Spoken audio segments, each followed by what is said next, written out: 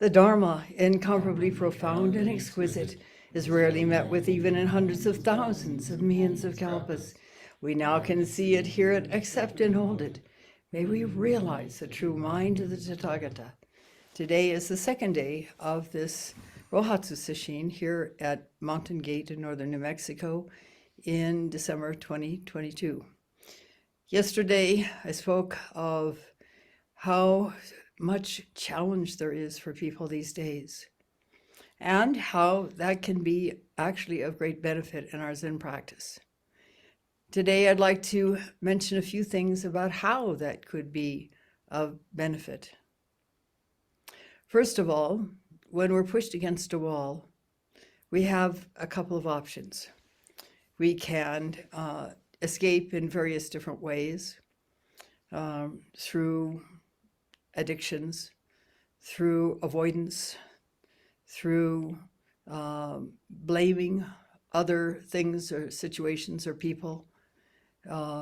Or we could actually use that opportunity, since we're up against this wall, where we're not able to move forward in our usual ways of behaving, of experiencing life and so on. We can search, okay, what's at the bottom of this wall? What's within ourselves that is making this so difficult? Of course, there are exterior events. There is this long period of COVID pandemic, which, while easing to a certain degree, apparently will be with us forever and will cause death and pain and suffering for a long time. People are in general, unless they're rather unusual, afraid of dying. We come into this birth, into this world, drawn to it, in essence, to realize our true nature, to realize who we really are, which is way beyond birth and death. Who we really are never does die, but who we think we are necessarily will at the end of this life. This body will deteriorate to a point where it can no longer function, and then we will have the experience of dying in the physical death. And how we meet that will depend on what work we've done ahead of time. Coming to awakening is called the Great Death in Zen because it is. When we come to our physical death, we will have to let go every single thing. Everything that we held dear, that we held as being who we are. And that's also a requirement for coming to awakening, at least a deep awakening. Is at least momentarily to see beyond this self-image that we carry around as a mask, as seeming protection to ward off whatever challenges we're going to face in the world. So how to work with this? First of all, we have this amazing Susok'kan practice, this extended breath practice, which not only is freeing, it's also grounding. In fact, it's grounding to the point where we actually use it. We teach our women veterans with PTSD how to do it. And it has, according to reports, served them quite well. As we do the practice, and it's important to do it properly, it's not a simple breath practice. In Zazen in Japan, it's taught as the first practice before one ever experiences working with a koan. But at least in the Rochester Zen Center way of teaching it, it is just simply following your breath, or in the beginning counting your breath, focusing on the out breath, but not necessarily extending it. This is because when Roshi Keplo was with his first teacher, Nakagawa Soen Roshi, in Japan, he was taught this practice, or at least Soen Roshi tried to teach it to him, but Kepler, being impatient in those days, finally said to Nakagawa Sonroshi, it's just, I can't do it. And Sonroshi said, well, then just follow your breath. Forget about the extension. This is what Roshi told me after I returned from Japan and training at Sogenji, because other people had learned about this amazing breath practice and had mentioned it to him. And so when I saw him, he said, what is it about this special breath practice? And I described it, and he said, oh, that's what Nakagawa Sonroshi was trying to get me to do, but I found it too difficult back then. It's amazing in various ways. First of all, it is grounding because it brings us into the present moment and it grounds us in our body. Second of all, when we're doing it properly, which means that we are both extending the out breath and focusing on the experience, the physical experience of doing so, we're focusing on the bodily sensations that reflect the physical experience.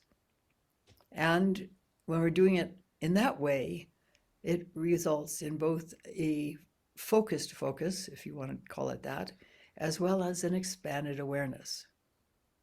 We are both focused on the physical experience, the energy in our body moving this way and that, tingling, vibrating, etc., etc. And we're also aware, for example, of the quality of the light around us, the quality of the sound, the various different sounds, and so it's quite an unusual practice. It's odd to consider that something could be bringing us into such sharp focus and yet expanded awareness at the same time. Both are essential. We're not trying to block anything out with this practice, and this is very, very, very, very important. So if, as we begin to extend the out breath, we suddenly find we can only go about this far, then it's worth tuning in and seeing what the energy in the body is at that point. What is it trying to let us know? What are we trying to keep under wraps?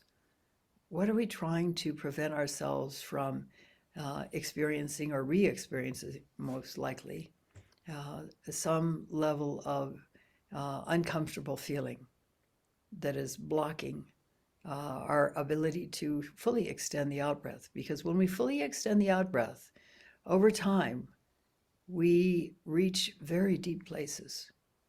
And what that means is that we're going to encounter any mind states that we shut down for whatever reason, whether it was trauma, whether it was disappointment, whether it was grief. It doesn't matter what it was. What matters is the energy of it that is trapped in our body. And we reach that through extending the out breath. And if or when it comes up, what we do is stay as present as possible with that sensation. And that may take some time to work through. But I can promise you, because I've experienced this many, many times in my own life, and I've seen it in my students as well, that it works magic. Just today, one of my students reported to me on an experience that had taken place before she was ever verbal, when she was just a few months old and was deprived of comfort and nourishment.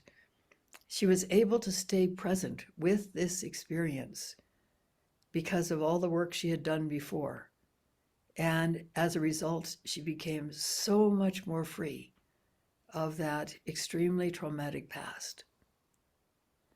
She'd done, as I said, quite a bit of work ahead of time. And she was also working with a pre-verbal trauma therapist for many years.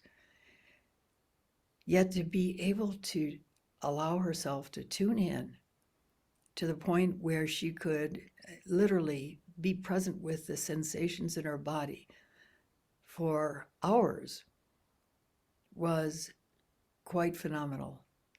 And it is an example of what each one of us is capable of as well. In my own life, I had kept a level of terror below the radar simply in order to survive, simply in order to, and I don't call it function, I call it semi-function in my life, because I had to shut it down.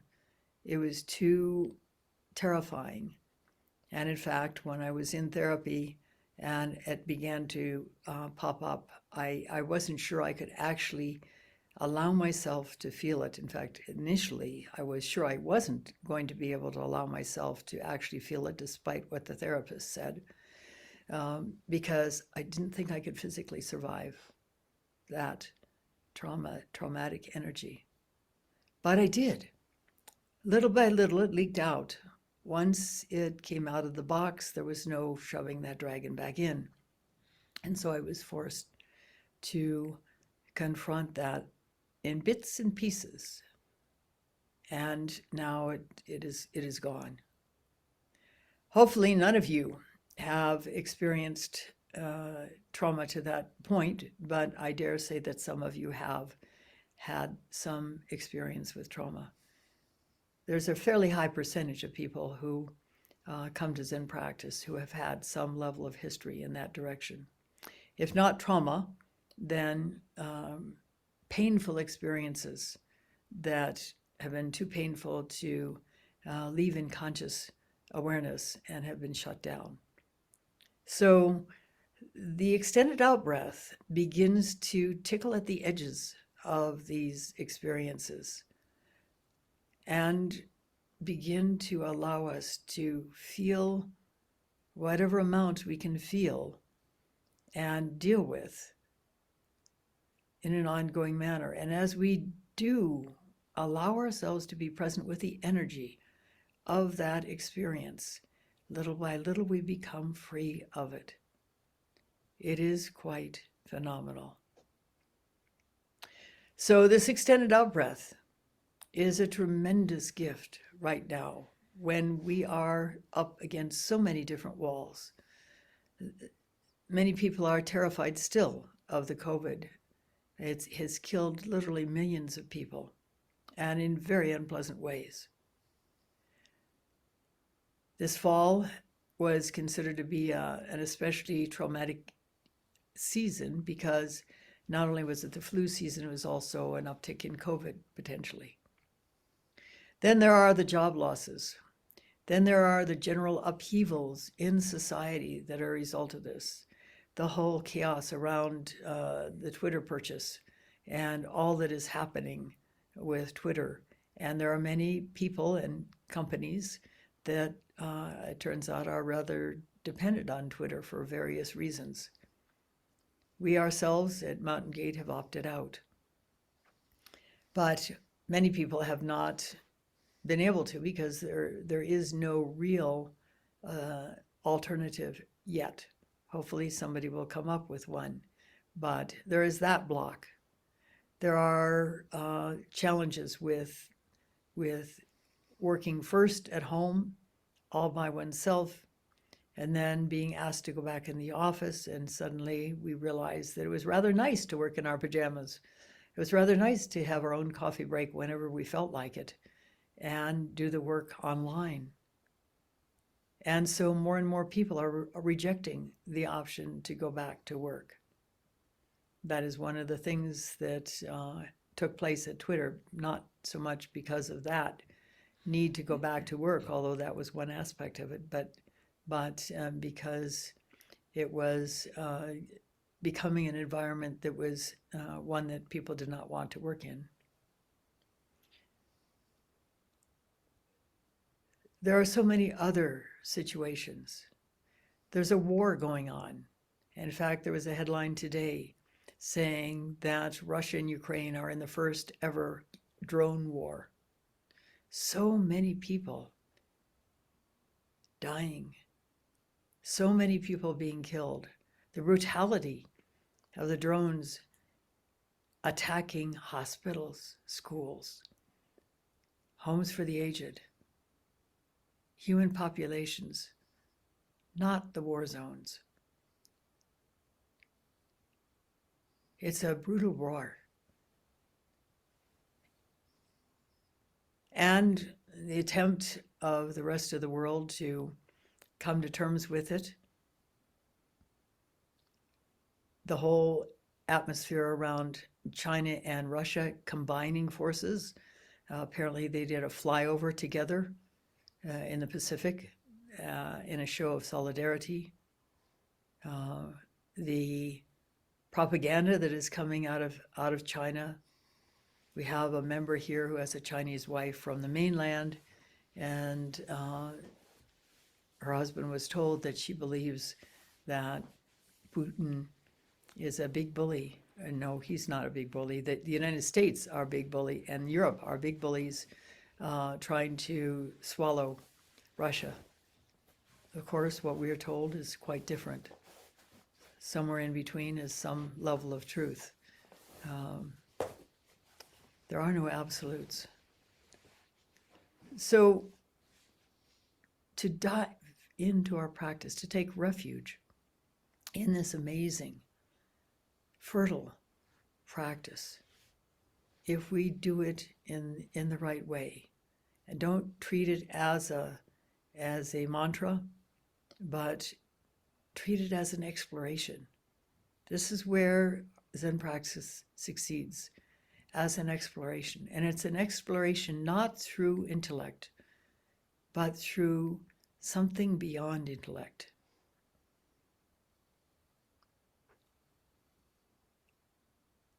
There are teachers of old who spoke of how to reach this. You're focused on my teaching. You're focused on my breath. You're focused on my speech. And yet the dog barks. Who is it that's hearing all of this? That's another level of practice we can undertake as well. We hear sounds, or we see things. How do we know it's me seeing or hearing? And if we think it's a me seeing or hearing, what is that me? Who is that me? Where does me come from? This is a fundamental koan. And there are other versions of this.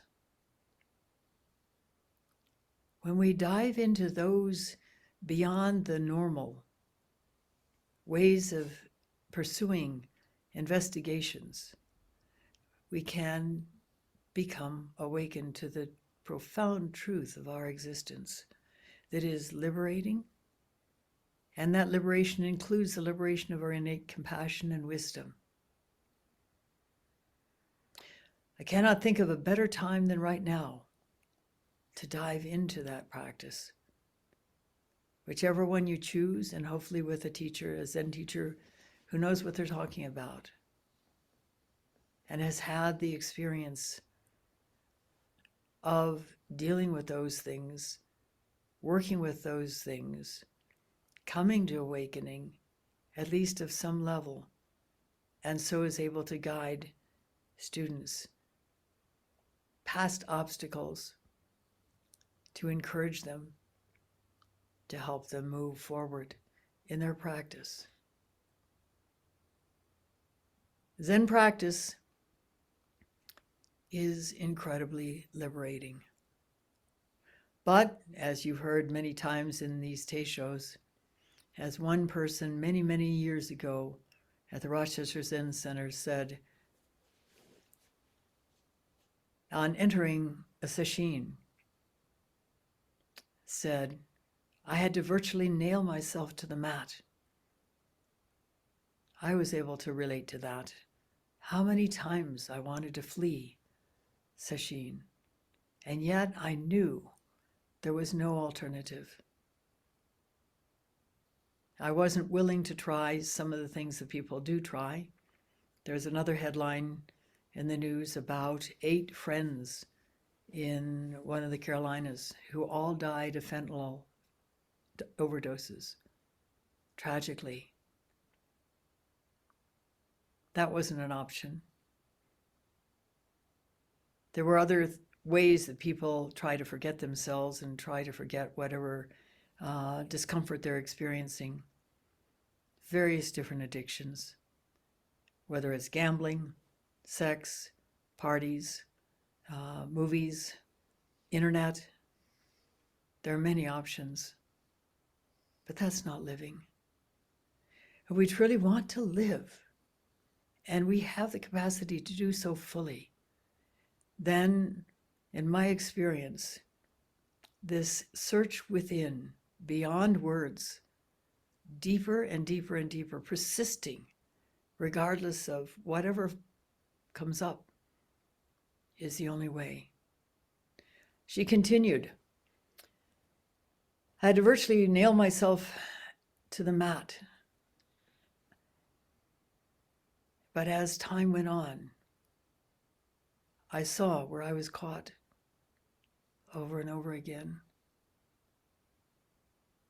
And in the end, she experienced a Kensho and was so exalted that she said, this practice is truly bodhisattvic. First, it shows us where we're caught, and then it sets us free. Of course, nobody wants to see where they're caught. We spend lifetimes trying to avoid experiencing that. But if we are truly to be free, we have to walk into what the body is feeling around those experiences that we don't want to feel, because they're caught until we allow them to be free.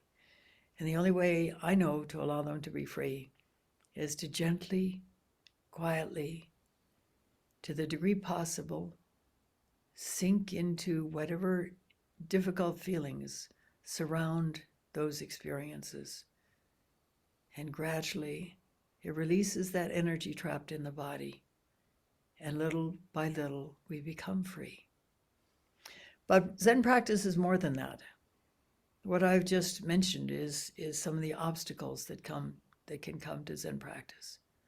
Zen practice ultimately is about becoming truly free. So free that we courageously live through life. Our compassion, our innate compassion, functioning fully. Our innate wisdom, functioning fully. And no better time than now. Pushed against a wall, we have 2 options. Shut down, try to escape through the ways people do try to escape, or walk right in, arms open, trembling but courageous, and become free, little by little by little, breath by breath by breath. So we have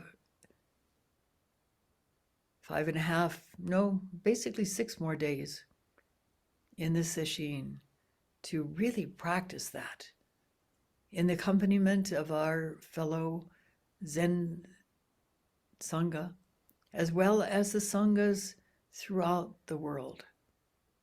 This is a time of year when so many people in so many groups are diving deeply into the depths that winter offers, because it is the dark time.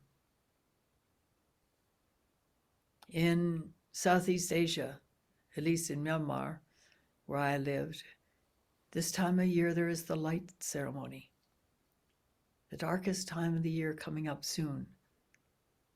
And lights are lit. In many other countries, there are similar practices. Right now, here in northern New Mexico, we begin to see the luminarias, the farolitos, on tops of buildings all around. The lights in the windows of the stores. In other parts of the United States, similarly, One of the things I used to love about driving from northern Indiana to southern Florida to visit my grandmother at Christmas was driving through these little towns, because back then there were no interstates, and seeing all the Christmas decorations. Such fabulous light. But that light cannot be compared to the light within ourselves.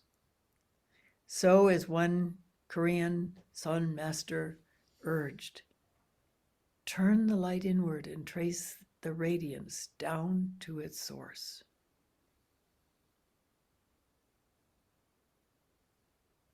And become free.